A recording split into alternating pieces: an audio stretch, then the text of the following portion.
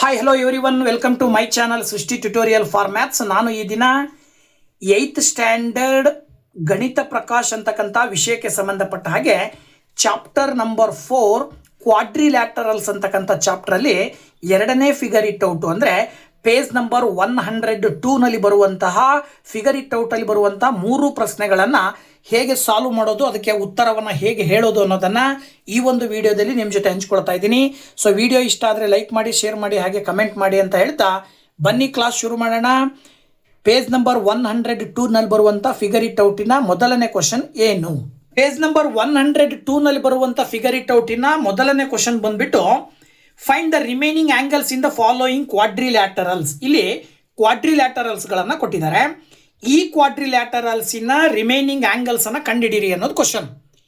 ಈ ಕೊಟ್ಟಂತ ಕ್ವಾಡ್ರಿಲ್ಯಾಟರಲ್ಸ್ ಅನ್ನ ನೀವು ಅಬ್ಸರ್ವ್ ಮಾಡ್ತಾ ಇದ್ರಿ ಅಂತ ಹೇಳಿದ್ರೆ ಇವೆಲ್ಲವೂ ಕೂಡ ಪ್ಯಾರಲಲೋಗ್ರಾಮಿಗೆ ಸಂಬಂಧಪಟ್ಟಂತ ಕ್ವಾಡ್ರಿಲ್ಯಾಟರಲ್ಸ್ ಆಗಿದಾವೆ.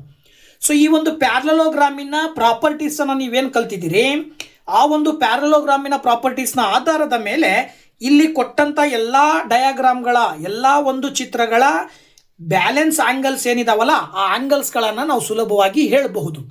ಸೊ ಒಂದೊಂದಾಗಿ ನೋಡ್ತಾ ಹೋಗೋಣ. ಚಿತ್ರಗಳ ಆಧಾರದ ಮೇಲೆ ಪ್ರತಿಯೊಂದಕ್ಕೂ ಕೂಡ ನೀವು ಆನ್ಸರ್ ಹೇಗೆ ಹೇಳ್ಬೋದು ಅಂತ ನೋಡೋದಾದ್ರೆ, ಓಕೆ, ಸೊ ಇದು ಕೊಟ್ಟಂತಹ ಡಯಾಗ್ರಾಮ್ ಮೊದಲನೇದು. ಈ ಒಂದು ಚಿತ್ರವನ್ನು ನೋಡಿದಾಗ ಇಟ್ ಈಸ್ ಎ ಪ್ಯಾರಲಲೋಗ್ರಾಮ್ ಅನ್ನೋದು ಗೊತ್ತಾಗುತ್ತೆ ನಮಗೆ. ಯಾಕೆ ಪ್ಯಾರಲಲೋಗ್ರಾಮ್ ಅಂತ ಕರಿತೀವಿ ಅಂದರೆ pair of opposite sides are parallel and equal ಅಂತ ಹೇಳ್ತಾ ಇದ್ದಾರೆ ಅವರು. ಅಂದರೆ ಪಿ ಇ ಮತ್ತು ಎ ಆರ್ ಅಂತಕ್ಕಂಥ ಎರಡು ಸೈಡ್ಸ್ ಇದಾವಲ್ಲ, ಪಿ ಇಗೆ opposite side A R parallel ಆಗಿದೆ, ಹಾಗೆ ಪಿ ಆರ್ಗೆ opposite side A E parallel ಆಗಿದೆ. ಓಕೆನಾ? ಸೊ ದಟ್ ನೀವು ಹೇಳ್ಬೋದು ಏನಂತ ಹೇಳಿ, ಇನ್ ದ ಫಿಗರ್ ಏನು ಹೇಳ್ಬೋದಪ್ಪ ಅಂತ ಹೇಳಿದ್ರೆ ನಾವು ಸಿಂಬಲನ್ನು ಬಳಕೆ ಮಾಡಿ ಹೇಳೋದಾದ್ರೆ P E is parallel to A R ಅಂತ ಹೇಳ್ತೀನಿ ನಾನು. P E is parallel to A R, ಇದು ಸಿಂಬಲ್, ಪ್ಯಾರಲಲ್ ಸಿಂಬಲ್. ಹಾಗೇನೆ ಇನ್ನೊಂದು ಯಾವುದು, P R is parallel to A E ಅಂತ ಹೇಳ್ತೀನಿ. ಸೊ ಇದರ ಅರ್ಥ ಏನಪ್ಪ ಅಂತ ಹೇಳಿದ್ರೆ therefore it is a parallelogram. ಓಕೆನಾ? ಇಟ್ ಈಸ್ ಎ ಪ್ಯಾರಲಲೋಗ್ರಾಮ್ ಅಂತ ಹೇಳ್ತೀವಿ ನಾವು. ಯಾವಾಗ ಇದು ಪ್ಯಾರಲಲೋಗ್ರಾಮ್ ಆಯಿತು, ಪ್ಯಾರಲಲೋಗ್ರಾಮ್ನಲ್ಲಿ ಒಂದು ಪಾಯಿಂಟ್ ಪ್ರಾಪರ್ಟಿ ಬರುತ್ತೆ. ಏನಪ್ಪ ಅಂದರೆ ಅಪೋಸಿಟ್ ಆಂಗಲ್ಸ್ ಆರ್ ಈಕ್ವಲ್ ಅಂತ ಹೇಳ್ತಾರೆ ಅವರು. ಏನಾಗಿರುತ್ತೆ ಅಂತ ಹೇಳಿದ್ರೆ ಅಪೋಸಿಟ್ ಆಂಗಲ್ಸ್ ಆರ್ ಈಕ್ವಲ್. ಇದರ ಆಧಾರದ ಮೇಲೆ ನೀವಿಲ್ಲಿ ಹೇಳ್ಬಿಡ್ಬೋದು ಏನಪ್ಪ ಅಂದರೆ ಆರ್ ಪಿ ಇ ಆಂಗಲ್ ಅವರೇ ಕೊಟ್ಟಿದ್ದಾರೆ, ಹೌದಾ? Angle R P E 40 degree ಅಂತ ಕೊಟ್ಟಿದ್ದಾರೆ. ಇದು ಯಾವುದಕ್ಕೆ ಸಮ ಇರುತ್ತೆ ಅಂದರೆ ಆಂಗಲ್ ಇ ಎ ಆರ್ಗೆ ಸಮ ಇರುತ್ತೆ. Angle E A R that is equal to 40 degree ಅಂತ ಕರಿತೀವಿ ನಾವು. ರೀಸನ್ ಏನಪ್ಪ ಅಂತ ಹೇಳಿದ್ರೆ ಪ್ಯಾರಲಲೋಗ್ರಾಮಿನ ಪ್ರಾಪರ್ಟಿಯನ್ನು ಹೇಳ್ತೀವಲ್ವಾ, ಏನಂತೇಳಿ ಅಪೋಸಿಟ್ ಆಂಗಲ್ಸ್ ಆರ್ ಈಕ್ವಲ್. ಓಕೆನಾ? ಅಪೋಸಿಟ್ ಆಂಗಲ್ಸ್ ಆರ್ ಈಕ್ವಲ್ ಅನ್ನುವ ಪ್ರಾಪರ್ಟಿಯ ಆಧಾರದ ಮೇಲೆ ನಾವು ಇಲ್ಲಿ ಈ ಆಂಗಲ್ಲು 40 ಡಿಗ್ರಿ ಅಂತೇಳಿ ಸುಲಭವಾಗಿ ಹೇಳ್ಬಿಡ್ತೀವಿ. ಇದೇ ಪ್ಯಾರಲಲೋಗ್ರಾಮಿನ ಇನ್ನೊಂದು ಪ್ರಾಪರ್ಟಿ ಏನು ಹೇಳುತ್ತಪ್ಪ ಅಂತ ಹೇಳಿದ್ರೆ ಈ ಆಂಗಲ್ ಪಿ ಮತ್ತು ಆಂಗಲ್ ಇ ಇದಾವಲ್ಲ, ಇವೆರಡನ್ನು ನಾವು ಅಡ್ಜಸೆಂಟ್ ಆಂಗಲ್ಸ್ ಅಂತ ಕರಿತೀವಿ. ಅಕ್ಕಪಕ್ಕದಲ್ಲಿರುವಂತಹ ಕೋನಗಳು. ಹೀಗೆ ಅಕ್ಕಪಕ್ಕದಲ್ಲಿರುವ ಕೋನಗಳ ಮೊತ್ತ 180 ಡಿಗ್ರಿ ಇರುತ್ತೆ ಅನ್ನೋದು ಇದು ಕೂಡ ಪ್ಯಾರಲಲೋಗ್ರಾಮಿನ ಪ್ರಾಪರ್ಟಿ.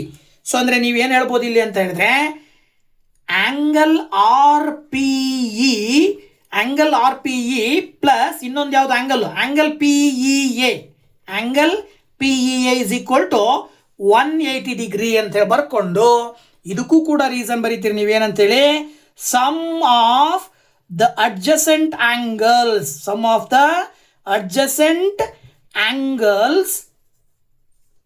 ಈಸ್ 180 ಡಿಗ್ರಿ ಅಂತೇಳಿ ಇದು ಪ್ಯಾರಲಲೋಗ್ರಾಮಿನ ಪ್ರಾಪರ್ಟಿ. ಇದರ ಆಧಾರದ ಮೇಲೆ ಆಂಗಲ್ ಆರ್ ಪಿ ಇನ ಮೆಜರ್ಮೆಂಟ್ ಕೊಟ್ಟಿದ್ದಾರೆ 40 ಡಿಗ್ರಿ. ಸೊ ನೀವು ಆಂಗಲ್ ಪಿ ಇ ಎನ ಸುಲಭವಾಗಿ ಕಂಡುಹಿಡಿದು ಬಿಡ್ತೀರಾ. ಹೇಗೆ? ಆಂಗಲ್ ಪಿ ಇ ಎನ ಇಲ್ಲಿ ಬರ್ಕೊಂಡು 180 ಡಿಗ್ರಿನ ಇಲ್ಲಿ ಬರೆದು 40 ಡಿಗ್ರಿ ಆ ಕಡೆ ಹೋದರೆ -40 ಡಿಗ್ರಿ ಆಗುತ್ತೆ. ಸುಲಭವಾಗಿ angle P E A is equal to 180 - 40 ಮಾಡಿಬಿಟ್ರಿ ಅಂದರೆ 140 ಡಿಗ್ರಿ ಸಿಕ್ಬಿಡುತ್ತೆ. ಓಕೆನಾ? ಹಾಗಿದ್ದ ಮೇಲೆ ಈಗ ಇದು 140 ಡಿಗ್ರಿ ಸಿಕ್ತು ಅಂತ ಅಂದ ಮೇಲೆ ಈ ಕೋನಕ್ಕೆ ಅಪೋಸಿಟ್ ಕೋನ ಇದು. ಹಾಗಿದ್ರೆ ಇದೆಷ್ಟಿರುತ್ತೆ? This is also equal to 140 degree. So ನೀವಿಲ್ಲಿ ಏನಂತ ಬರಿಬೇಕಾಗತ್ತೆ ಅಂತ ಹೇಳಿದ್ರೆ therefore angle P R A is also equal to 140 degree ಅಂತ ಬರೀತೀರಾ. ರೀಸನ್ ಏನು ಬರೀಬೇಕು? ಮೇಲ್ಗಡೆ ಇಲ್ಲಿ ಬರ್ತಿದ್ದೀರಲ್ಲ ಅದೇ ರೀಸನ್ ಮತ್ತೊಂದು ಬಾರಿ ಏನಂತೇಳಿ, opposite angles are equal. This is the one of the property of a parallelogram. Okay, ಹಾಗಿದ್ಮೇಲೆ ಸೆಕೆಂಡ್ ಕ್ವಶನ್ ಕೂಡ ಕೊಟ್ಟಿದ್ದಾರೆ, ಪಿ ಕ್ಯೂ ಆರ್ ಎಸ್ ಅಂತಕ್ಕಂಥದ್ದು. ಇದು ಕೂಡ ನೀವು ನೋಡ್ತಾ ಹೋದಾಗ ಸೇಮ್ ಅದೇ ಪ್ರಾಪರ್ಟೀಸ್ ಅನ್ನ ಬಳಕೆ ಮಾಡಿ ಸುಲಭವಾಗಿ ನಾವು ಆನ್ಸರ್ನ ಹೇಳ್ಬಿಡ್ಬೋದು. ಏನಂತೇಳಿ, ಇದಕ್ಕೂ ಕೂಡ ಸೇಮ್ ರೀಸನ್ ಏನು ಬರೀತೀರಿ ಅಂತ ಹೇಳಿದ್ರೆ, ಇನ್ ದ ಫಿಗರ್ ಏನು ಬರಿಬೇಕಾಗತ್ತೆ? In the figure P Q is parallel to S R, ಹಾಗೇನೆ ಇನ್ನೊಂದು ಯಾವುದು, P S is parallel to Q R. ಯಾವಾಗ ಎರಡೂ ಪ್ಯಾರಲಲ್ ಆಗಿದ್ದಾವೋ ಆಗ ನೀವು ಹೇಳ್ತೀರಿ, ನೀವೇನಂತ ಹೇಳಬೇಕಾಗತ್ತೆ ಅಂದರೆ ಇಟ್ ಈಸ್ ಎ ಪ್ಯಾರಲಲೋಗ್ರಾಮ್ ಅಂತ ಹೇಳ್ಬಿಟ್ಟು ಹೇಳಬೇಕಾಗತ್ತೆ. ಓಕೆನಾ? ಯಾವಾಗ ಇದು ಪ್ಯಾರಲಲೋಗ್ರಾಮ್ ಆಗಿರುತ್ತೋ ಆಗ ಅಪೋಸಿಟ್ ಆಂಗಲ್ಸ್ ಈಕ್ವಲ್ ಅಂತ ಹೇಳ್ತೀವಿ. ಇದರ ಆಧಾರದ ಮೇಲೆ angle S P Q is equal to angle QRS is equal to 110 degree. ಇದು ಕೂಡ 110 ಡಿಗ್ರಿ ಇರುತ್ತೆ. ರೀಸನ್ ಸೇಮ್ ಅವಾಗಲೇ ಬರ್ತಲ್ಲ ನೀವು, ಏನಂತೇಳಿ, opposite angles are equal in a parallelogram. ಓಕೆನಾ? ಸೊ ದಟ್ ಇದರ ಆಧಾರದ ಮೇಲೆ ನೀವೇನು ಹೇಳಬೇಕಾಗತ್ತೆ ಅಂತ ಹೇಳಿದ್ರೆ, ಇವೆರಡು ಈಕ್ವಲ್ ಆಯ್ತಲ್ಲ, ಈಗ ಅಡ್ಜಸೆಂಟ್ ಆಂಗಲ್ಸ್ ಅನ್ನ ಕನ್ಸಿಡರ್ ಮಾಡಿದ್ರಿ ಅಂದ್ರೆ angle S P Q plus angle P Q R that is equal to 180 degree. So ಇದಕ್ಕೂ ಕೂಡ ನೀವು ರೀಸನ್ ಬರೀತೀರಿ. ಏನಂತೇಳಿ, ರೀಸನ್ ಏನು ಬರೀತೀರಾ? Sum of the adjacent angles are ಅಥವಾ ಆಂಗಲ್ಸ್ ಈಸ್ 180 ಡಿಗ್ರಿ. ಓಕೆನಾ? Sum of the adjacent angles is 180 degree. So that ಇದರ ಆಧಾರದ ಮೇಲೆ ಎಸ್ ಪಿ ಕ್ಯೂನ ವ್ಯಾಲ್ಯೂ ಗೊತ್ತಾಗಿದೆ, 110 ಡಿಗ್ರಿ ಅವರೇ ಕೊಟ್ಟಿದ್ದಾರೆ. ಪಿ ಕ್ಯೂ ಆರ್ ಅನ್ನು ನೀವು ಫೈಂಡ್ ಔಟ್ ಮಾಡಬೇಕಾಗಿದೆ. ಓಕೆ, ಸೊ ಈಗ ಪಿ ಕ್ಯೂ ಆರ್ ಸಿಕ್ಬಿಡುತ್ತೆ ನಿಮಗೆ ಯಾವಾಗ ಅಂತ ಹೇಳಿದ್ರೆ 180 ಡಿಗ್ರಿನಲ್ಲಿ 110 ಡಿಗ್ರಿಯನ್ನು ಕಳೆದು ಬಿಟ್ರಿ ಅಂದರೆ. ಸೊ 180 ಡಿಗ್ರಿನಲ್ಲಿ 110 ಡಿಗ್ರಿಯನ್ನು ಕಳೆದು ಬಿಟ್ರಿ ಅಂದರೆ 70 ಡಿಗ್ರಿ ಸಿಗುತ್ತೆ. ಏನು ಸಿಗುತ್ತೆ? ಆಂಗಲ್ ಇದು 70 ಡಿಗ್ರಿ ಸಿಗುತ್ತೆ. ಇದು 70 ಡಿಗ್ರಿ ಇದೆ ಅಂದರೆ ಇದು ಕೂಡ ಆಪೋಸಿಟ್ ಆಂಗಲ್ ತಾನೆ. So that this is also equal to 70 degree. So therefore ನೀವು ಇಲ್ಲಿ ಬರೆದು ಬಿಡ್ಬೋದು ಏನಂತೇಳಿ, P S R angle P S R also equal to 70 degree. ಇದಕ್ಕೆ ರೀಸನ್ ಏನು ಬರೀತೀರಾ? ಇಲ್ಲೂ ಕೂಡ ಆಪೋಸಿಟ್ ಆಂಗಲ್ಸ್ ಆರ್ ಈಕ್ವಲ್ ಅಂತೇಳಿ ನೀವು ಹೇಳಬೇಕಾಗತ್ತೆ. ಈಗ ನೆಕ್ಸ್ಟ್ ಥರ್ಡ್ ಕ್ವಶನ್ ಏನು ಕೊಟ್ಟಿದ್ದಾರಪ್ಪ ಅಂತ ಹೇಳಿದ್ರೆ, ಇಲ್ಲಿ ಥರ್ಡ್ ಕ್ವಶನ್ ಹೇಳುತ್ತೆ ಏನಪ್ಪ ಅಂತ ಹೇಳಿದ್ರೆ, ಇಲ್ಲಿ ಇದು ಒಂದು ಪ್ಯಾರಲಲೋಗ್ರಾಮ್. ಇಲ್ಲೂ ಕೂಡ ಕೊಟ್ಟಿರ್ತಕ್ಕಂಥದ್ರ ಆಧಾರದ ಮೇಲೆ ಇಲ್ಲಿ ಎಲ್ಲಾ ಸೈಡ್ಸ್ ಈಕ್ವಲ್ ಆಗಿದ್ದಾವೆ. ಇದರ ಆಧಾರದ ಮೇಲೆ ನೀವು ಇಲ್ಲಿ ಒಂದು ಡಯಾಗ್ನಲ್ ವಿ ಎಕ್ಸ್ ಅನ್ನುವಂಥ ಒಂದು ಡಯಾಗ್ನಲ್ ಅನ್ನು ಅವ್ರು ಹಾಕೊಂಡಿದ್ದಾರೆ. ಸೊ ಆ ಡಯಾಗ್ನಲ್ ಅನ್ನು ಹಾಕೊಂಡ ನಂತರದಲ್ಲಿ ಈ ಕಡೆ 30 ಡಿಗ್ರಿ ಆಂಗಲ್ ಅನ್ನು ಕೊಟ್ಟಿದ್ದಾರೆ. ಇಲ್ಲೂ ಕೂಡ 4 ಸೈಡ್ಸ್ ಪ್ಯಾರಲಲ್ ಆಗಿದ್ದಾವೆ. ಜೊತೆಗೆ ಇದೇನಾಗಿರುತ್ತಪ್ಪ ಅಂತ ಅಂದ್ರೆ ಆಲ್ ಸೈಡ್ಸ್ ಈಕ್ವಲ್ ಇದಾವೆ ಅಂತ ಹೇಳಿದ್ರೆ ಇದನ್ನು ನಾವು ಏನಂತ ಹೇಳ್ಬಹುದು, ರೋಂಬಸ್ ಅಂತ ಕರಿಬಹುದು. ಓಕೆನಾ? ಸೊ ಇದು ರೋಂಬಸ್ ಅಂತ ಆದ್ಮೇಲೆ ರೋಂಬಸ್ಸಿನ ಪ್ರಾಪರ್ಟಿಯನ್ನು ಬಳಕೆ ಮಾಡಿಕೊಂಡು ಉಳಿದಿರುವಂತಹ ಆಂಗಲ್ಸ್ ಅನ್ನ ಕಂಡುಹಿಡಿಬೇಕಾಗತ್ತೆ. ನೋಡಿ, ಇಲ್ಲಿ ಸುಲಭವಾಗಿ ಹೇಳ್ಬೋದು ನೀವೇನಪ್ಪ ಅಂತ ಹೇಳಿದ್ರೆ, U V is equal to X W, ಹಾಗೇನೆ U X is equal to V W. ಅದೇ ರೀತಿಯಲ್ಲಿ ಇಲ್ಲಿ ನೀವು U V parallel to X W, ಹಾಗೆ ಇನ್ನೊಂದು ಯಾವ್ದು ಬರೋದಪ್ಪ ಅಂತ ಹೇಳಿದ್ರೆ ಏನೋ U X parallel to V W ಅಂತೇಳಿ ಬರ್ಕೊಂಡ್ಬಿಟ್ರಿ ಅಂತ ಹೇಳಿದ್ರೆ, ಈ ಪ್ರಾಪರ್ಟೀಸ್ಗಳ ಆಧಾರದ ಮೇಲೆ, ಈ ಗುಣಗಳ ಆಧಾರದ ಮೇಲೆ ನೀವು ಹೇಳ್ಬೋದು ಏನಂತೇಳಿ, it is a rhombus. It is a rhombus ಅಂತೇಳಿ ನೀವು ಸುಲಭವಾಗಿ ಉತ್ತರವನ್ನು ಹೇಳ್ಬೋದು. ಇದು ರೋಂಬಸ್ ಅಂತ ಆಯಿತು ಅಂದಮೇಲೆ ಈ ಒಂದು ರೋಂಬಸ್ಸಿನ ಪ್ರಾಪರ್ಟೀಸನ್ನು ನಾವು ಬಳಕೆ ಮಾಡ್ಕೊಳ್ಳೋದ್ರ ಮೂಲಕ ಆ್ಯಂಗಲನ್ನು ಕಂಡುಹಿಡಿಬೇಕಂದ್ರೆ ಇಲ್ಲಿ 30 ಡಿಗ್ರಿ ಕೊಟ್ಟಿದ್ದಾರೆ.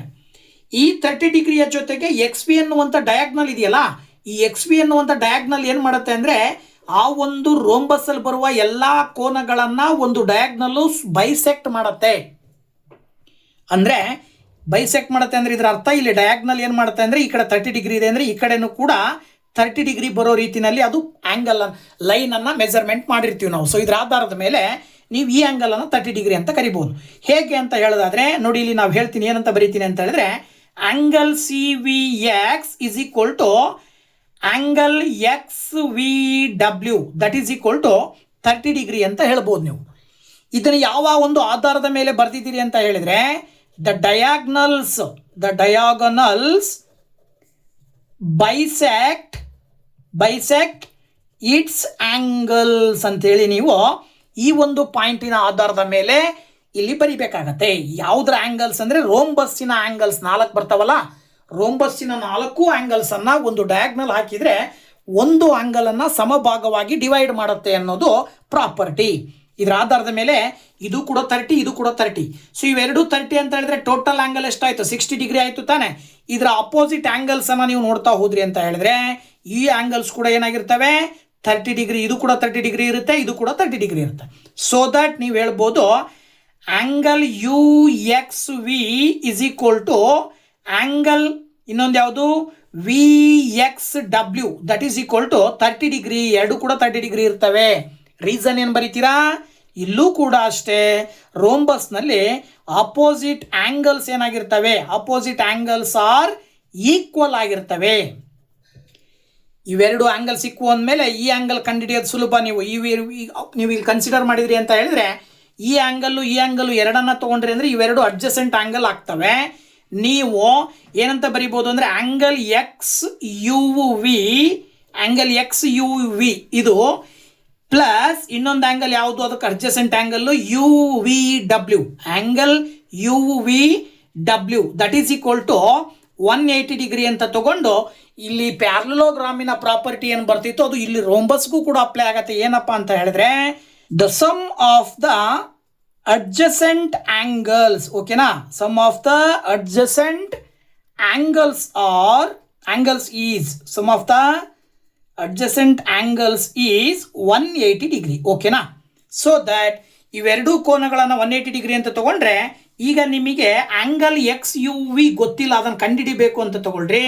ಯು ವಿ ಡಬ್ಲ್ಯೂ 30 + 30 ಎರಡನ್ನು ಸೇರಿಸ್ಬಿಟ್ರಿ ಅಂದರೆ 60 ಡಿಗ್ರಿ ಬರುತ್ತೆ. That is equal to 180 degree ಅಂತ ಬರೀತೀರಾ. ಈಗ angle X U V is equal to 180 degree minus 60 degree ತೊಗೊಂಡ್ಬಿಟ್ರಿ ಅಂತ ಹೇಳಿದ್ರೆ ಆಂಗಲ್ ಎಕ್ಸ್ ಯು ವಿನ ಬೆಲೆ 180 ಮೈನಸ್ 60 ಮಾಡ್ತೀರಾ 120 ಡಿಗ್ರಿ ಬರುತ್ತೆ. ಎಷ್ಟು ಬರುತ್ತೆ ಆನ್ಸರು? 120 ಡಿಗ್ರಿ ಬರುತ್ತೆ. ಸೊ ಇದು ಒಂದು 120 ಡಿಗ್ರಿ ಇದು ಬಂದಿದೆ ಅಂತ ಹೇಳಿದ್ರೆ ಇದರ opposite angle this is also equal to 120 degree. So that ನೀವಿಲ್ಲಿ ಬರಿಬೋದು angle X W V that is also equal to 120 degree. ಏನು ಕಾರಣ? ಆಪೋಸಿಟ್ ಆಂಗಲ್ಸ್ ಆರ್ ಈಕ್ವಲ್ ಅಂತೇಳಿ ನೀವು ಸುಲಭವಾಗಿ ಇದಕ್ಕೂ ಕೂಡ ಆನ್ಸರ್ನ ಹೇಳಬಹುದು. ಇನ್ನು ನೆಕ್ಸ್ಟ್ 4ನೇ ಕ್ವಶನ್ನು ಇದು ಕೂಡ ರೋಂಬಸ್ ಆಗಿರೋದ್ರಿಂದ ಈಗ ತಾನೇ ನಾವು 3ನೇ ಕ್ವಶನಿಗೆ ಹೇಗೆ ಮಾಡಿದ್ವೋ ಅದೇ ರೀತಿನಲ್ಲಿ ಇದಕ್ಕೂ ಕೂಡ ನೀವು ಅಪ್ಲೈ ಮಾಡ್ತಾ ಹೋದ್ರಿ ಅಂತ ಹೇಳಿದ್ರೆ ನೋಡಿ ಇಲ್ಲಿ A E is equal to O I ಆಗಿದೆ, ಹಾಗೇನೆ A O is equal to E I ಆಗಿದೆ. ಸೊ ದೇರ್ ಫೋರ್ ಏನಂತ ಹೇಳ್ಬೋದು ನೀವು? ಇಟ್ ಈಸ್ ಎ ರೋಂಬಸ್, ಓಕೆನಾ? It is a rhombus. ಯಾವಾಗ ಇದು ರೋಂಬಸ್ ಅಂತ ಆಯ್ತೋ ಇದರ ಆಧಾರದ ಮೇಲೆ ನೀವು angle A E O is equal to angle O E I ಅಂತ ತಗೊಳ್ತೀರಾ. A E O is equal to O E I is equal to 20 degree ಅಂತ ಹೇಳ್ಬೇಕು. ಯಾಕೆ ಅಂತ ಹೇಳಿದ್ರೆ ಏನಂತ ಹೇಳ್ಬೋದು ನೀವು? The diagonals bisect there angles, ಓಕೆನಾ? ಬೈಸೆಕ್ಟ್ ದೇಯರ್ ಆಂಗಲ್ಸ್ ಅಂತ ಹೇಳಿ ಇದರ ಆಧಾರದ ಮೇಲೆ ಇದು ಕೂಡ 20 ಡಿಗ್ರಿ ಅಂತ ಬಂತು ಅಂದರೆ ಇದಿಷ್ಟು 40 ಡಿಗ್ರಿ ಬಂತು ತಾನೆ. ಸೊ ಇದಿಷ್ಟು 40 ಡಿಗ್ರಿ ಬಂತು ಅಂದರೆ ಅದರ ಆಪೋಸಿಟ್ ಆಂಗಲ್ಸ್ ಎರಡೂ ಕೂಡ ಏನಾಗಿರ್ತವೆ? 20 ಇರ್ತವೆ. ಸೊ ದಟ್ ನೀವು ಬರೀಬೇಕಾಗತ್ತೆ ಇಲ್ಲಿ ನೆಕ್ಸ್ಟ್ ಬಂದ್ಬಿಟ್ಟು therefore angle A O E is equal to A O E ಈ angle is equal to angle E O I, ಓಕೆನಾ? ಆಂಗಲ್ ಇ ಒ ಐ ಎರಡೂ ಕೂಡ ಆಂಗಲ್ ಯಾವುದಕ್ಕೆ ಸಮ ಇರ್ತವೆ? 20 ಡಿಗ್ರಿಗೆ ಸಮ ಇರ್ತವೆ. ವೆರಿ ಸಿಂಪಲ್ ರೀಸನ್ ಬಂದ್ಬಿಟ್ಟು ಆಪೋಸಿಟ್ ಆಂಗಲ್ಸ್ ಆರ್ ಈಕ್ವಲ್ ಅಂತೇಳಿ ನೀವು ಆನ್ಸರ್ನ ಹೇಳ್ತೀರಾ. ಇದಾದ ನಂತರದಲ್ಲಿ ಈ ಆಂಗಲ್ ತಗೊಳ್ಬೇಕಲ್ವಾ? ಈ ಆಂಗಲ್ಗೂ ಕೂಡ reason angle O A E, okay sorry O A E, angle O A E plus angle A E I, okay, plus angle A E I is equal to 180 degree. Reason ಬಂದ್ಬಿಟ್ಟು the sum of the adjacent, okay, sum of the adjacent angles is 180 degree, ಓಕೆನಾ. ಅಕ್ಕಪಕ್ಕದಲ್ಲಿರುವ ಎರಡು ಕೋನಗಳ ಮೊತ್ತ 180 degree ಇರುತ್ತೆ. ಇದರ ಆಧಾರದ ಮೇಲೆ ನೀವು ಒ ಎ ಇ ಕಂಡುಹಿಡಿಬೇಕು, ಆಂಗಲ್ ಒ ಎ ಇ ಬೇಕು ಅಂತ ಹೇಳಿದ್ರೆ that is equal to 180 degree minus angle A E ಐನ ಮೆಜರ್ಮೆಂಟ್ ಎಷ್ಟು 40 ಡಿಗ್ರಿ ಬರುತ್ತೆ. ಸೊ ದಟ್ ಈಸ್ 40 ಡಿಗ್ರಿ ಅಂತ ತಗೊಂಡ್ರೆ angle O A E is equal to ಎಷ್ಟು ಬರುತ್ತೆ, ಇದು ಇಲ್ಲೂ ಕೂಡ 140 ಡಿಗ್ರಿ ಬರುತ್ತೆ. ಸೊ ಇದರ ಆಂಗಲ್ನ ಬೆಲೆ ಏನು ಬರುತ್ತೆ ಅಂದರೆ 140 ಡಿಗ್ರಿ. ಇದು 140 ಡಿಗ್ರಿ ಅಂದರೆ ಇದರ opposite angle that is also equal to 140 degree. So that ನೀವು angle O I E that is also equal to 140 degree. Reason opposite angles are equal ಅಂತೇಳಿ ನೀವು ಆನ್ಸರನ್ನು ಬರಿಬೇಕಾಗತ್ತೆ. ಇನ್ನು ಸೆಕೆಂಡ್ ಕ್ವಶನ್ ಬಂದ್ಬಿಟ್ಟು ಏನು ಹೇಳ್ತಾ ಇದೆಯಪ್ಪ ಅಂದರೆ, using the diagonal properties construct a parallelogram whose diagonals are of length 7 centimetre and 5 centimetre and intersect at an angle of 140 degree ಅಂತ question. ಇಲ್ಲಿ ಕ್ವಶನ್ ಏನು ಹೇಳುತ್ತೆ ಅಂದರೆ, ಪ್ಯಾರಲೋಗ್ರಾಮನ್ನು ನೀವೇ ಕನ್ಸ್ಟ್ರಕ್ಟ್ ಮಾಡಬೇಕು, ಅದು ಡಯಾಗ್ನಲ್ ಪ್ರಾಪರ್ಟೀಸ್ನ ಆಧಾರದ ಮೇಲೆ.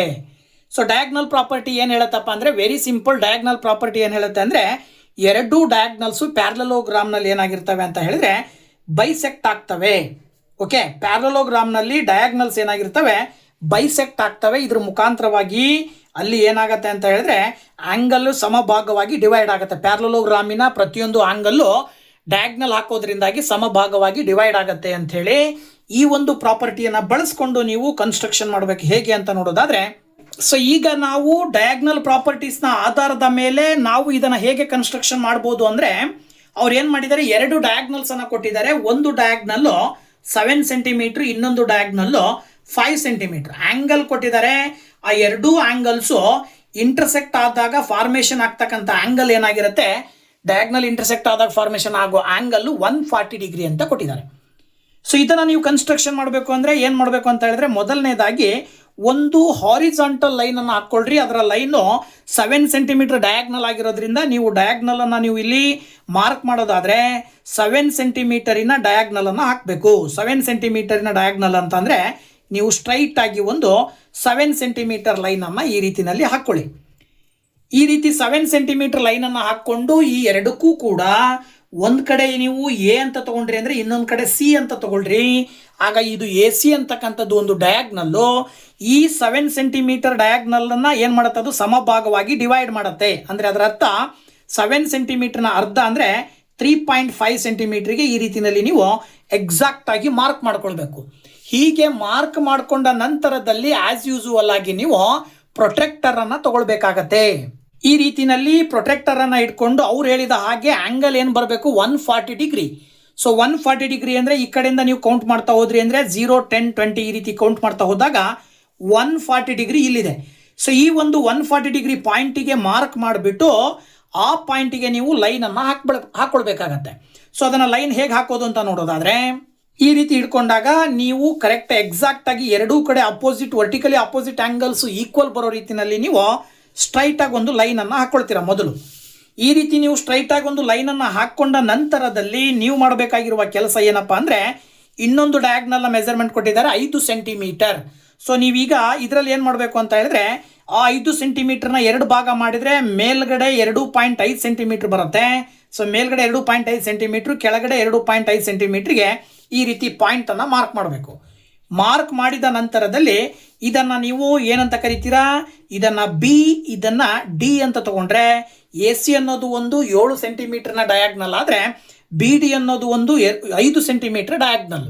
ಇವೆರಡನ್ನೂ ಕೂಡ ನೀವು ಎ ಡಿಯನ್ನು ಜಾಯಿನ್ ಮಾಡ್ತೀರಾ, ಹಾಗೆಯೇ ಈ ಕಡೆ ಬಿ ಸಿಯನ್ನು ಜಾಯಿನ್ ಮಾಡ್ತೀರಾ, ಅದೇ ರೀತಿಯಲ್ಲಿ ಮೇಲ್ಗಡೆಯಿಂದ ಡಿ ಸಿಯನ್ನು ಜಾಯಿನ್ ಮಾಡ್ತೀರಾ, ಜೊತೆಗೆ ಎ ಬಿಯನ್ನು ಕೂಡ ನೀವು ಜಾಯಿನ್ ಮಾಡಿದ್ರಿ ಅಂದರೆ ಈ ಥರದ್ದು ಒಂದು ಪ್ಯಾರಲೋಗ್ರಾಮ್ ಸಿಗುತ್ತೆ. ಈ ಪ್ಯಾರಲೋಗ್ರಾಮು ಎರಡು ಡಯಾಗ್ನಲ್ಸು ಇಂಟರ್ಸೆಕ್ಟ್ ಆಗಿರುವಂಥ ಜಾಗದಲ್ಲಿ 140 ಡಿಗ್ರಿ ಆಂಗಲ್ ಅನ್ನ ಫಾರ್ಮೇಶನ್ ಮಾಡುತ್ತೆ.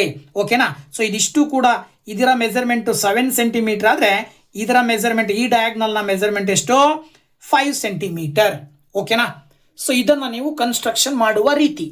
ಓಕೆ, ಈ ಒಂದು ಫಿಗರ್ ಇಟ್ ಔಟಿನ ಕೊನೆಯ ಪ್ರಶ್ನೆ ಬಂದ್ಬಿಟ್ಟು ಹೇಳ್ತಾ ಇದೆ ಏನಪ್ಪಾ ಅಂತ ಹೇಳಿದ್ರೆ, using the diagonal properties construct a rhombus whose diagonals are of lengths 4 centimetre and 5 centimetre. Same ಮೇಲ್ಗಡೆ ಹೇಗೆ ಮಾಡಿದ್ರು ಅದೇ ರೀತಿ ಇಲ್ಲೂ ಕೂಡ ಡಯಾಗ್ನಲ್ಸ್ ನ ಪ್ರಾಪರ್ಟಿ ಏನು ಹೇಳುತ್ತೆ ಅದನ್ನೇ ಹೇಳುತ್ತೆ ತಾನೆ. ಸೊ ಇಲ್ಲಿ ಮೇಲ್ಗಡೆ ಪ್ಯಾರಲೋಗ್ರಾಮ್ ನಲ್ಲಿ ಡಯಾಗ್ನಲ್ ನ ಪ್ರಾಪರ್ಟಿ ಏನು ಹೇಳುತ್ತೋ ರೋಂಬಸ್ ಅಲ್ಲೂ ಕೂಡ ಡಯಾಗ್ನಲ್ ನ ಪ್ರಾಪರ್ಟಿ ಅದೇ ಆಗಿರೋದ್ರಿಂದ ಮೇಲ್ಗಡೆ ನೀವು ಪ್ಯಾರಲೋಗ್ರಾಮ್ ಹೇಗೆ ಕನ್ಸ್ಟ್ರಕ್ಷನ್ ಮಾಡಿದ್ರೆ ಇಲ್ಲೂ ಕೂಡ ರೋಂಬಸ್ ಅನ್ನು ಅದೇ ರೀತಿ ಕನ್ಸ್ಟ್ರಕ್ಷನ್ ಮಾಡಬೇಕು. ವ್ಯತ್ಯಾಸ ಏನಪ್ಪಾ ಅಂತ ಹೇಳಿದ್ರೆ ಇಲ್ಲಿ ಏನಾಗಿರುತ್ತೆ ಅಂದ್ರೆ ರೋಂಬಸ್ ಆಗಿರೋದ್ರಿಂದ ಆಂಗಲ್ಲು 90 ಡಿಗ್ರಿ ಇರುತ್ತೆ. ಇದು ನೆನ್ಪಿಟ್ಕೊಳ್ರಿ ನೀವೇನಂದ್ರೆ ಎರಡು ಡಯಾಗ್ನಲ್ಸ್ ಇಂಟರ್ಸೆಕ್ಟ್ ಆದಾಗ ಆಂಗಲ್ ಏನು ಫಾರ್ಮೇಷನ್ ಆಗುತ್ತೆ that is equal to 90 degree. ಇದರ ಆಧಾರದ ಮೇಲೆ ನೀವು ಸುಲಭವಾಗಿ ಇದನ್ನು ಹೇಗೆ ಮಾಡ್ಬೋದು ಅಂತ ನೋಡೋದಾದ್ರೆ ಇಲ್ಲೂ ಕೂಡ ನೀವು ಮೊದಲನೇದಾಗಿ ಕೊಟ್ಟಂತಹವುಗಳನ್ನ ನೀವು ಎರಡು ಡಯಾಗ್ನಲ್ಸ್ ಅನ್ನ ನೀವು ಒಂದು AC ಅಂತ ತಗೊಳ್ರಿ, ಇನ್ನೊಂದು BD ಅಂತ ತಗೊಳ್ರಿ. ಸೊ ಆಕ್ಚುಯಲ್ ಆಗಿ AC ನ ಮೆಜರ್ಮೆಂಟ್ 5 ಸೆಂಟಿಮೀಟರ್ ಕೊಟ್ಟಿದ್ದಾರೆ ಅಂತ ತಗೊಂಡ್ರೆ BD ಯ ಮೆಜರ್ಮೆಂಟ್ ಅನ್ನ ನೀವು 4 ಸೆಂಟಿಮೀಟರ್ ಅಂತ ತಗೊಳ್ರಿ. ಇದರ ಆಧಾರದ ಮೇಲೆ ಮೊದಲನೆಯದಾಗಿ ನೀವೇನ್ ಮಾಡಬೇಕು ಅಂತ ಹೇಳಿದ್ರೆ 5 ಸೆಂಟಿಮೀಟರ್ನ ಲೈನ್ ಅನ್ನ ಹಾಕ್ತೀರಾ. ಸೊ 5 ಸೆಂಟಿಮೀಟರ್ ಲೈನ್ ಅನ್ನ ನೀವು AC ಅಂತ ಹೇಳಿ ತಗೊಂಡು 5 ಸೆಂಟಿಮೀಟರ್ ಲೈನ್ ಅನ್ನ ಹಾಕ್ಬಿಟ್ಟು ಈ ಒಂದು AC ಅಂತ ತಗೊಂಡು ಈಗ ನೀವು ಆಂಗಲ್ ಫಾರ್ಮೇಷನ್ ಮಾಡ್ಕೊಳ್ಬೇಕು 90 ಡಿಗ್ರಿ. ಸೊ ಈ 90 ಡಿಗ್ರಿ ಆಂಗಲ್ ಅನ್ನ ನೀವು ಪ್ರೊಟೆಕ್ಟರ್ನ ಬಳಕೆ ಮಾಡಿ ಕೂಡ ಹೇಳ್ಬೋದು, ಅಥವಾ ಪ್ರೊಟೆಕ್ಟರ್ನ ಬಳಕೆ ಮಾಡದೇ ಇದ್ರೂ ಕೂಡ 90 ಡಿಗ್ರಿ ಆಂಗಲ್ ಅನ್ನ ಪರ್ಪೆಂಡಿಕ್ಯುಲರ್ ಆಂಗಲ್ ಅನ್ನ ಹೇಗೆ ಫಾರ್ಮೇಷನ್ ಮಾಡ್ಬೋದು ಅಂದ್ರೆ ಡಿವೈಡರ್ನ ತಗೊಂಡು ಈ ಲೈನ್ ಏನಿದೆಯಲ್ಲ AC ನ ಮೆಜರ್ಮೆಂಟ್ ಏನಿರುತ್ತೋ ಅದಕ್ಕಿಂತ ಅರ್ಧಕ್ಕಿಂತ ಜಾಸ್ತಿ ಇಟ್ಕೊಂಡು AC ಮೆಜರ್ಮೆಂಟಿನ ಅರ್ಧಕ್ಕಿಂತ ಜಾಸ್ತಿ ಇಟ್ಕೊಂಡು ನೀವೇನು ಮಾಡ್ತೀರಾ ಅಂತ ಹೇಳಿದ್ರೆ ಈ ರೀತಿ ಸ್ವಲ್ಪ ಜಾಸ್ತಿ ಮಾಡಿಕೊಂಡು ಮೇಲ್ಗಡೆ ಟಾಪಲ್ಲಿ ಒಂದು ಆರ್ಕ್ ಕಟ್ ಮಾಡಿರಿ, ಕೆಳಗಡೆ ಬಾಟಮಲ್ಲಿ ಒಂದು ಆರ್ಕನ್ನು ಕಟ್ ಮಾಡಿರಿ. ಅದೇ ರೀತಿ ಈ ಕಡೆ ಪಾಯಿಂಟನ್ನು ಇಟ್ಕೊಂಡು ಎದಿಂದ ಮತ್ತೆ ಅದೇ ಆರ್ಕನ್ನು ಇನ್ನೊಂದು ರೀತಿಯಲ್ಲಿ ಈ ರೀತಿಯಲ್ಲಿ ಕಟ್ ಮಾಡಿದ್ರಿ ಅಂದರೆ ಇಲ್ಲಿ 2 ಪಾಯಿಂಟ್ ಸಿಕ್ಕಂಥ 2 ಪಾಯಿಂಟನ್ನು ಬಳಕೆ ಮಾಡಿಕೊಂಡು ಆ 2 ಪಾಯಿಂಟಿಗೆ ಸ್ಕೇಲ್ ತಗೊಂಡು ನೀವು ಲೈನ್ ಜಾಯಿನ್ ಮಾಡಿದ್ರಿ ಅಂತ ಹೇಳಿದರೆ ಈ ರೀತಿಯಲ್ಲಿ ಸ್ಕೇಲ್ ತಗೊಂಡು ಲೈನ್ ಜಾಯಿನ್ ಮಾಡಿದಾಗ ಈ ಲೈನ್ ಏನು ತೋರಿಸುತ್ತೆ ಅಂದರೆ AC ನ ಮಿಡ್ ಪಾಯಿಂಟನ್ನು ಇಂಡಿಕೇಟ್ ಮಾಡುತ್ತೆ. ಸೊ AC ನ ಮಿಡ್ ಪಾಯಿಂಟ್ ಸಿಕ್ತು ಅಂತ ಅಂದಮೇಲೆ ಈಗ ನೀವು ಮಾಡಬೇಕಾಗಿರೋದು ಇನ್ನೊಂದು ಮೆಜರ್ಮೆಂಟು BD ಡಯಾಗ್ನಲ್, ಇದನ್ನು BD ಅಂತ ತಗೊಳ್ಳೋದಾದ್ರೆ BD ನ ಡಯಾಗ್ನಲ್ಲು 4 ಸೆಂಟಿಮೀಟರ್ ಮೆಜರ್ಮೆಂಟ್ ಕೊಟ್ಟಿದ್ದಾರೆ. ಅದರ ಅರ್ಥ ಮೇಲ್ಗಡೆ 2 ಸೆಂಟಿಮೀಟರ್, ಕೆಳಗಡೆ 2 ಸೆಂಟಿಮೀಟರ್. ನೋಡಿ ಇಲ್ಲಿ ಈ ರೀತಿಯಲ್ಲಿ ನೀವು ಎಕ್ಸಾಕ್ಟ್ಲಿ 4 ಸೆಂಟಿಮೀಟರ್ ಅಂದರೆ ಈ ಕಡೆ 2 ಸೆಂಟಿಮೀಟರ್ ಮಧ್ಯದಲ್ಲಿ ಮಿಡ್ಲಲ್ಲಿ 2 ಸೆಂಟಿಮೀಟರ್ ತಗೊಂಡು ಇಲ್ಲಿ 4 ಸೆಂಟಿಮೀಟರ್ಗೆ ಒಂದು ಕರೆಕ್ಟ್ ಪಾಯಿಂಟ್ ಮಾರ್ಕ್ ಮಾಡಿ ಇಲ್ಲಿ 0ಗೆ ಕರೆಕ್ಟ್ ಪಾಯಿಂಟ್ ಮಾರ್ಕ್ ಮಾಡಿದ್ರಿ ಅಂತ ಹೇಳಿದ್ರೆ ಇದು ಡಯಾಗ್ನಲ್ ಆಗತ್ತೆ. ಈ 2 ಡಯಾಗ್ನಲ್ನ ಪಾಯಿಂಟನ್ನು ನೀವು ಈ ರೀತಿ ಜಾಯಿನ್ ಮಾಡ್ತೀರಾ, ಈ ರೀತಿ ಪಾಯಿಂಟನ್ನು ಸೇರಿಸಿದ್ರಿ ಅಂತ ಹೇಳಿದ್ರೆ ನಿಮಗೆ ಬೇಕಾಗಿರುವಂತಹ ರೋಂಬಸ್ ಸಿಗುತ್ತೆ. ನೋಡಿ ಈ ರೀತಿಯಲ್ಲಿ ಎಕ್ಸಾಕ್ಟ್ ಆಗಿ ಪಾಯಿಂಟನ್ನು ಸೆಟ್ ಮಾಡಿಕೊಂಡು ನೀವೇನು ಮಾಡಬೇಕಾಗತ್ತೆ ಲೈನನ್ನು ಜಾಯಿನ್ ಮಾಡಬೇಕು. ಆ ಜಾಯಿನ್ ಮಾಡುವಂಥ ಲೈನ್ಗಳು ಏನಾಗಿರ್ತವೆ ರೋಂಬಸ್ಸಿನ ಸೈಡ್ಸ್ ಆಗಿರ್ತವೆ. ನೋಡಿ ಇದನ್ನು B ಅಂತ ತಗೊಳ್ಬೇಕು, ಇದನ್ನು C ತಗೊಂಡಿದ್ದೀರಾ, ಇದು D ಆಗುತ್ತೆ. AC ನ ಮೆಜರ್ಮೆಂಟ್ ಆಕ್ಚುಯಲ್ ಆಗಿ 5 ಸೆಂಟಿಮೀಟರ್ ಇದೆ, ಹಾಗೇನೆ BD ನ ಮೆಜರ್ಮೆಂಟ್ ಆಕ್ಚುಯಲ್ ಆಗಿ 4 ಸೆಂಟಿಮೀಟರ್ ಇದೆ. ಜೊತೆಗೆ ಮಿಡ್ಲ್ ಫಾರ್ಮೇಷನ್ ಆಗುವ ಆಂಗಲ್ ಬಂದ್ಬಿಟ್ಟು 90 ಡಿಗ್ರಿ ಇರುತ್ತೆ. ಓಕೆನಾ. This is the construction. Okay. So ಈ ಒಂದು ವಿಡಿಯೋದಲ್ಲಿ figure it out page number 102ರಲ್ಲಿ ಬರುವಂತಹ 3 ಪ್ರಶ್ನೆಗಳಿಗೆ ಉತ್ತರವನ್ನು ಹೇಗೆ ಕಂಡುಹಿಡಿಯೋದು ಜೊತೆಗೆ ಕನ್ಸ್ಟ್ರಕ್ಷನ್ ಹೇಗೆ ಮಾಡೋದು ಅನ್ನೋದನ್ನು ಈ ಒಂದು ವಿಡಿಯೋದಲ್ಲಿ ನಿಮ್ಮ ಜೊತೆ ಹಂಚ್ಕೊಂಡಿದ್ದೀನಿ. ಸೊ ವಿಡಿಯೋ ಇಷ್ಟ ಆದರೆ ಲೈಕ್ ಮಾಡಿ, ಶೇರ್ ಮಾಡಿ, ಹಾಗೆ ಕಮೆಂಟ್ ಮಾಡಿ, ಜೊತೆಗೆ ಪಕ್ಕದಲ್ಲಿರುವ ಬೆಲ್ ಐಕನ್ ಕ್ಲಿಕ್ ಮಾಡ್ಕೊಳ್ಳಿ, ನೋಟಿಫಿಕೇಶನ್ ಆನ್ ಮಾಡ್ಕೊಳ್ಳಿ ಅಂತ ಹೇಳ್ತಾ once again thank you very much. Bye bye.